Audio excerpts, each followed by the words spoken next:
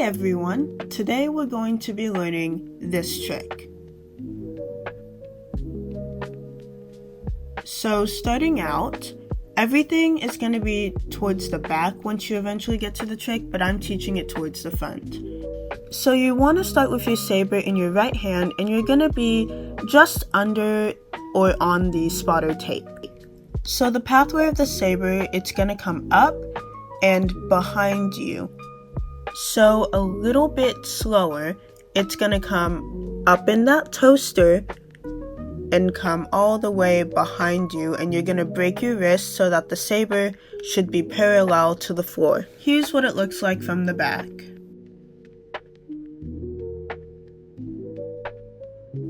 So once you have that pathway, next step is adding in the under the leg. So same pathway with that saber, it's going to come up, and as you're turning to the back, you're going to raise that right leg, and the saber is going to tuck under your right knee, and you're going to grab it where the catch tape is. And you can experiment with this catch tape grab. You can grab on it, a bit above, a bit below.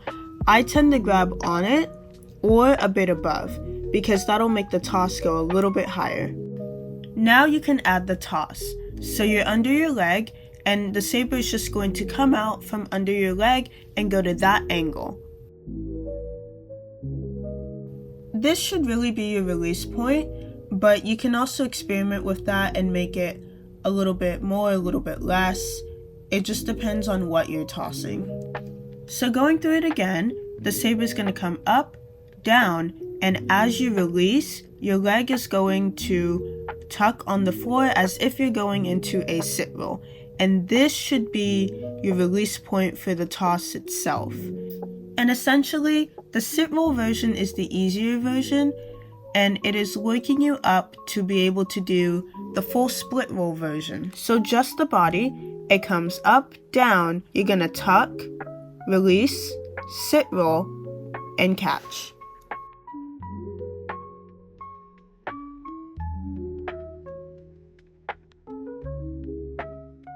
Now adding on the saber, up, down, out, sit roll, and catch. And depending on how much you release, it'll either be hilt up or hilt down.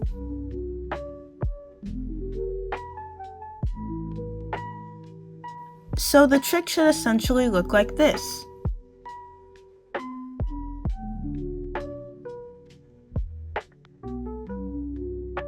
Now, if you're wanting something harder and you want to try the split roll, you're going to do all of that, except you're going to face the back and your underbody is going to be the only thing that changes. So same pathway with the saber, up, down, release.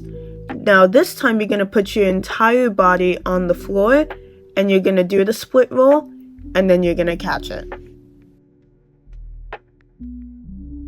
The trick with this one is core strength and speed.